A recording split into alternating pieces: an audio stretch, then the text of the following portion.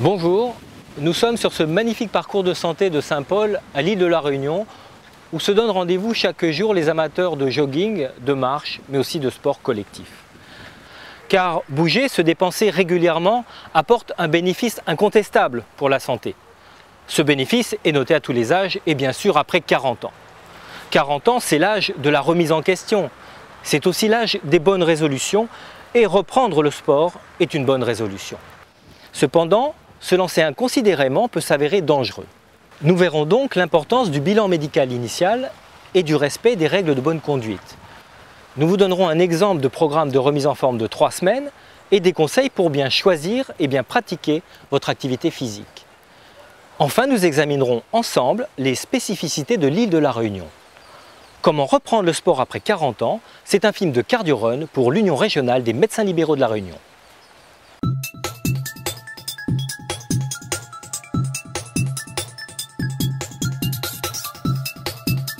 Il existe un âge charnière effectivement lors de la pratique du sport entre avant et après 40 ans.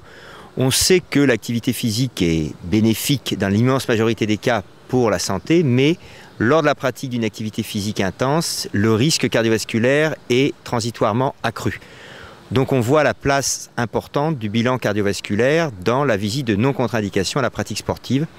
Et cette place est encore plus importante après 40 ans. Après 40 ans, bien sûr, on va s'intéresser à un interrogatoire qui va préciser les antécédents personnels et familiaux. Et là, je crois qu'il est très important pour le médecin de poser les bonnes questions et les questions précises. C'est-à-dire, est-ce que vous n'avez pas eu dans la famille de mort subite chez quelqu'un de jeune, un antécédent cardiovasculaire type infarctus du myocarde chez quelqu'un de jeune? Et puis ensuite arrive la question concernant les signes personnels, les symptômes. Ces symptômes doivent tous être détaillés. Est-ce que vous n'avez pas eu de douleur thoracique lors de la pratique sportive? Est-ce que vous n'avez pas de palpitations ou un cœur irrégulier, un malaise, un vertige, une perte de connaissance ou un essoufflement ou une fatigue anormale brutale lors de la pratique sportive? C'est très important parce que le sportif, lui, part du principe qu'il va bien. Donc si on lui pose la question tout simplement « est-ce que vous allez bien ?», il va répondre « oui ». Donc il faut que les questions soient très précises. Après cet interrogatoire, on va se diriger vers l'examen physique. Cet examen physique est bien sûr complet, mais je crois qu'il est essentiel de vérifier la pression artérielle aux 2 bras, de réaliser une auscultation cardio-pulmonaire en position allongée et puis assise. Respirez très fort, bouche ouverte. Enfin, on va se tourner vers l'électrocardiogramme de repos. Cet électrocardiogramme de repos a une place essentielle dans le bilan cardiovasculaire de non-contre-indication à la pratique sportive. Et puis la grande question qui a surgi ensuite, c'est la réalisation de l'épreuve d'effort. Faut-il faire une épreuve d'effort à toute personne de plus de 40 ans qui veut pratiquer du sport?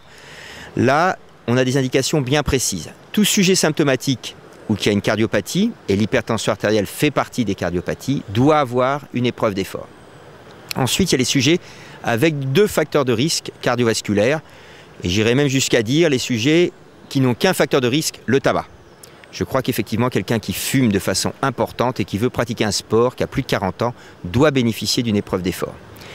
Enfin, dernière indication, ce sont les sujets de plus de 40 ans pour les hommes, 50 ans pour les femmes, qui veulent reprendre ou débuter une activité physique intense. Alors qu'est-ce que c'est qu'une activité physique intense? Eh bien, c'est une activité physique où on dépasse l'essoufflement. C'est-à-dire que la personne qui, le dimanche, va aller courir avec ses camarades et on sait qu'à la fin de l'exercice, il va pratiquer un sprint avec ses camarades, eh bien, il pratique une activité physique intense.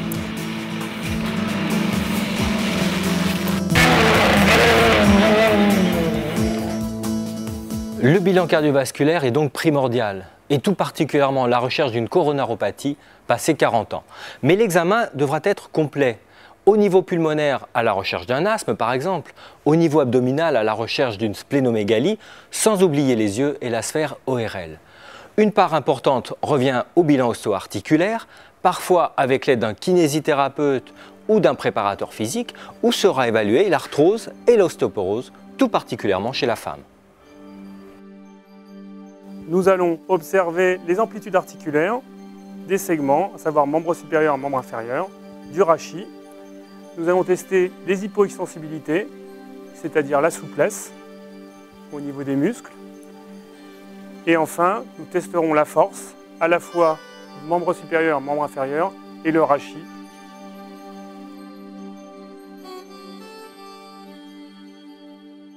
Je pense qu'il faut faire très attention avec les anciens sportifs qui rapidement veulent retrouver et pensent pouvoir retrouver leur niveau antérieur.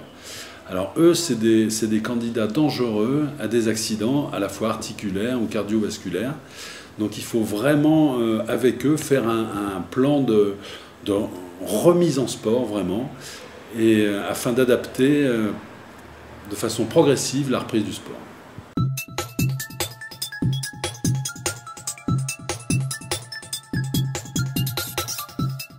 Pour un programme de remise en sport, je vous propose de découvrir ensemble le Cardio Start. Alors, le Cardio Start se déroule sur 3 semaines et à chaque semaine, 3 séances d'entraînement. Alors, bien entendu, chaque séance d'entraînement sera précédée d'un échauffement et finira par une phase de récupération. Les séances d'entraînement comprendront de l'endurance et du renforcement musculaire. Alors, les séances d'endurance seront d'intensité progressive, commençant par de la marche lente en début de programme et finiront par de la marche rapide, voire un footing en fin de programme. Nous travaillerons ensuite le renforcement musculaire des membres inférieurs, des membres supérieurs, de la région abdominale, tout en augmentant progressivement le nombre de répétitions, passant de 6 à 8 lors de la première semaine, pour arriver de 10 à 12 lors de la dernière semaine d'entraînement.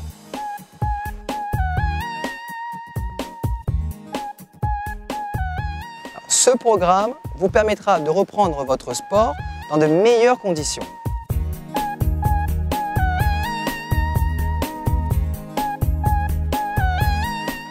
Mais avant de choisir votre activité physique, il vous reste à connaître les règles de bonne pratique.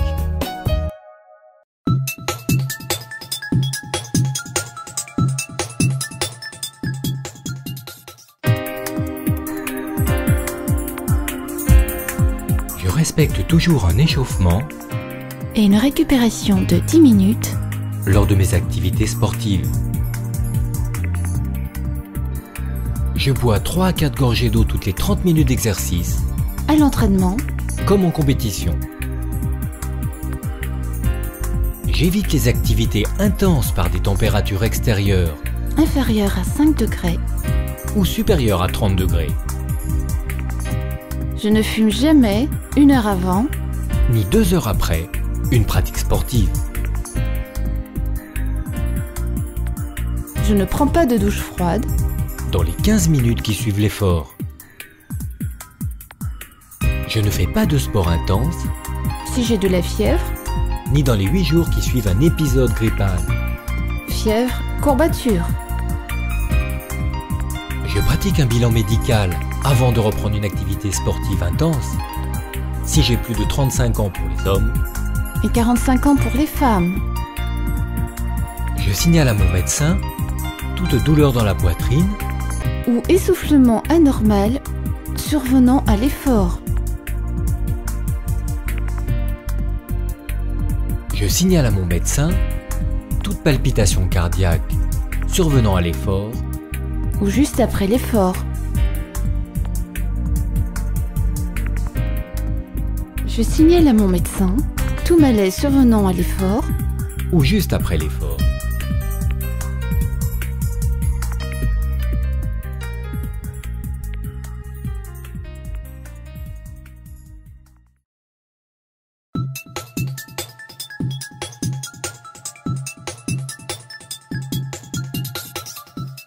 Voilà Sébastien, c'est désormais le moment de choisir son activité physique. Alors en fait, il existe 2 types de profils. Ceux qui veulent bouger au quotidien et ceux qui veulent reprendre un sport spécifique, parfois le sport de leur jeunesse. En image tout de suite, le premier profil, ceux qui veulent bouger au quotidien.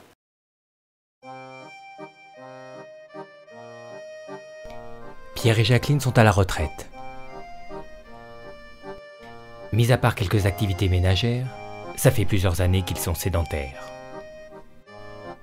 Se sentant de moins en moins autonomes, ils décidèrent ensemble d'augmenter leur activité physique.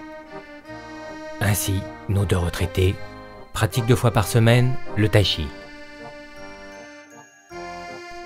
marchent tous les jours au moins 15 minutes le matin et l'après-midi. Accompagnent leurs 2 petits-enfants au square le mercredi. Aujourd'hui, Pierre et Jacqueline sont définitivement convaincus des bienfaits de l'activité physique et ne peuvent plus s'en passer.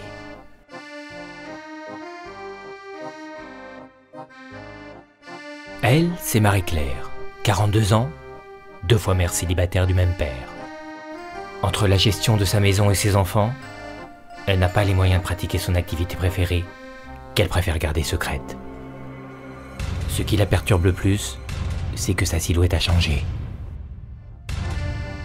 Depuis peu, Marie-Claire récupère ses 2 enfants à l'école, à pied. Elle les emmène au parc, au lieu des jeux vidéo et de la télé. Pendant ce temps, elle en profite pour faire des exercices et s'étirer. Le mercredi, comme elle n'a pas ses enfants, elle donne rendez-vous à sa voisine. Elles se promènent toutes les 2 dans les rues de Saint-Denis. Au final, Marie-Claire pratique, en plus de ses activités domestiques, largement plus de 30 minutes d'activité physique par jour. Celui qui est accaparé par son boulot, c'est Jean-Paul, 52 ans, responsable d'un groupe industriel réunionnais. Il n'a jamais le temps de rien, d'ailleurs il n'a jamais eu le temps de se marier. Sa secrétaire le nomme l'organiseur. Comme chaque lundi, Jean-Paul réunit ses collaborateurs afin qu'ils connaissent le programme de la semaine. Aujourd'hui, pour Jean-Paul, ce sera la révélation. Il va mettre à profit son sens de l'organisation pour pratiquer une activité physique sans perdre de temps. Désormais, entre 12h05 et 12h27, il profitera de la pause de midi pour marcher avec sa secrétaire, au lieu de perdre son temps au restaurant. À 19h35 précise, il s'installera devant son émission préférée. Il pédalera jusqu'à 19h55.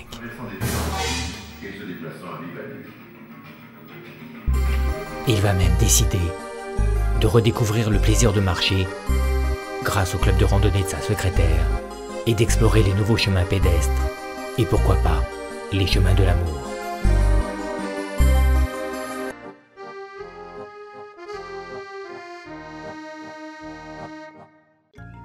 Je vous propose désormais d'écouter le docteur Dany Marcadet, puis le professeur François Carré, tous les 2 cardiologues du sport, qui nous parlent du 2e profil, ceux qui veulent reprendre le sport spécifique.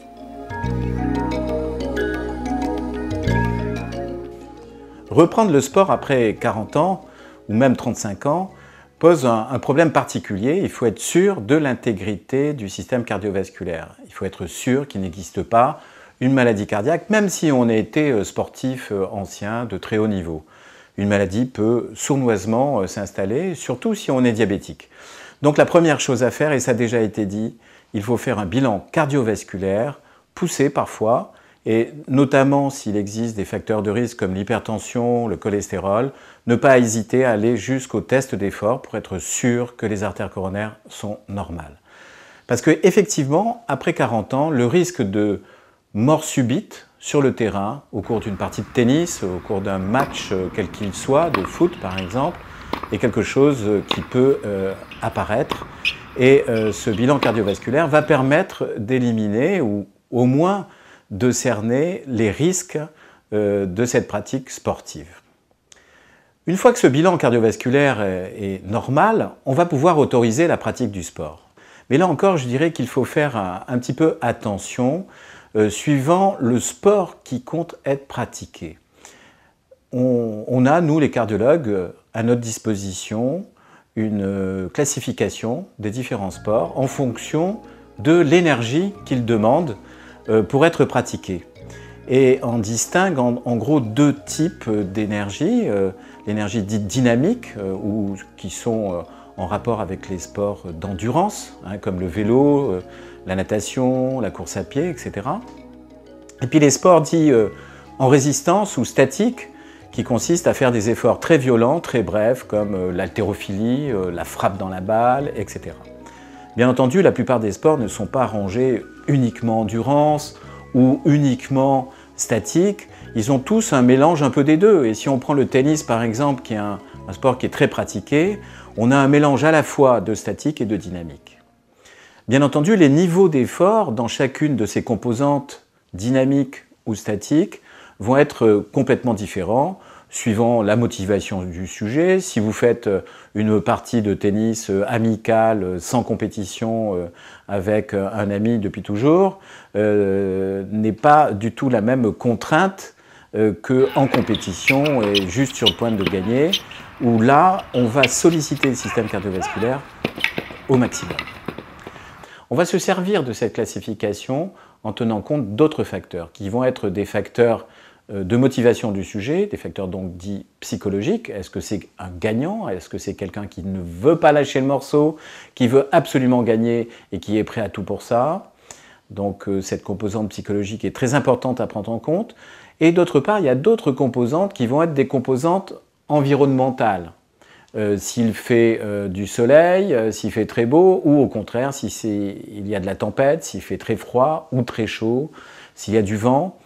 Si les conditions de mer, par exemple, pour ceux qui vont faire de la voile, sont difficiles, s'il y a des variations de température très importantes, tout cela, ce sont des éléments qu'il faut absolument prendre en compte avant de donner l'autorisation définitive de reprendre un sport.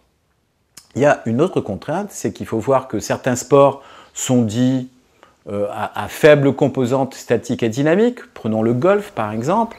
Or, pour tous ceux qui pratiquent le golf, on sait très bien qu'il y a des terrains qui peuvent être très difficiles, très pentus, et qui correspondent, lorsqu'on le pratique, à des efforts maximum. Et donc, ce n'est pas parce qu'on pratique du golf qu'on ne risque pas de se retrouver en position de faire un effort maximum. Donc attention là aussi, en fonction du terrain et aussi des conditions de jeu, si le sac est très lourd à porter, etc. Donc toutes ces conditions-là environnementales sont à prendre en compte avec les conditions proprement dites du sport en question. À partir du moment où le système cardiovasculaire est strictement normal, bien entendu, aucune contre-indication à pratiquer aucun de ces sports. Et je connais, moi, personnellement, des joueurs de tennis qui ont plus de 82 ans et qui continuent à pratiquer en compétition leur sport favori. Y a-t-il un sport à risque? En réalité, il n'y a pas vraiment de sport à risque, puisque le sport qui tue le plus, si on regarde dans la plupart des pays, c'est le football, et pour cause, puisque c'est là où il y a le plus grand nombre de pratiquants. Mais en fait, il y a 3 facteurs qui interviennent dans le risque d'avoir un accident cardiovasculaire. Un, c'est le niveau d'entraînement. Quelqu'un qui est très peu entraîné, qui fait un exercice trop brutalement intense, prend un risque. Deuxièmement, c'est l'intensité. Effectivement, si on fait un exercice toujours en dessous du seuil d'endurance, c'est-à-dire en dessous du seuil d'essoufflement, il n'y a pas de risque majeur. Et enfin, troisièmement, c'est l'environnement. L'environnement, c'est la chaleur, ou le froid à l'extrême, et l'altitude. Bien sûr, il y a la plongée sous-marine, on est dans un milieu hostile, et quoi qu'on dise, un malaise en plongée sous-marine, ça peut se terminer par une mort subite.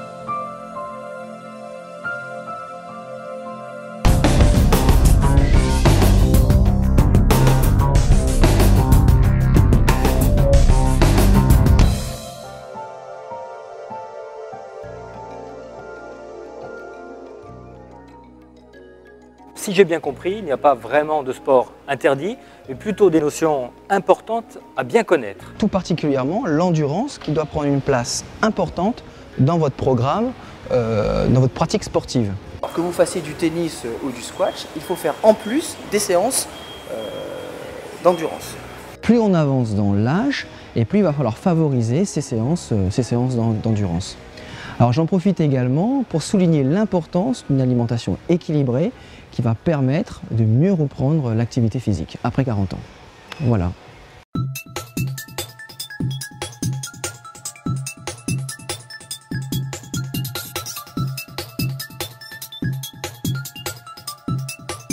Pour les adeptes du cardiofréquencemètre, connaître la fréquence cardiaque d'entraînement est recommandé.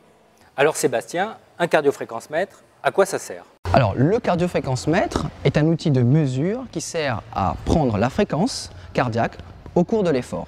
Alors tout de suite, nous allons installer le cardiofréquencemètre qui est composé donc d'une ceinture et d'une montre. Voilà. Et on va placer la ceinture où les deux électrodes vont être à la hauteur du thorax, comme ça, sur la poitrine. Ça sert pas trop? Ah, c'est bon. Ok, impeccable. Donc maintenant, on va connecter la montre et la ceinture pour avoir donc notre fameuse fréquence cardiaque. 85, donc ça c'est votre fréquence. Voilà. Donc il faut donc connaître votre fréquence cardiaque d'entraînement. Donc comment calcule-t-on la fréquence cardiaque d'entraînement? C'est vrai qu'il est difficile de définir une fréquence cardiaque optimale individuelle chez quelqu'un qui veut reprendre le sport sans lui faire une épreuve d'effort. Pourquoi? Parce qu'on se base habituellement sur les chiffres de pourcentage de la fréquence cardiaque maximale théorique. Il n'y a pas plus mauvais repère que la fréquence cardiaque maximale théorique, puisque la formule la plus fréquente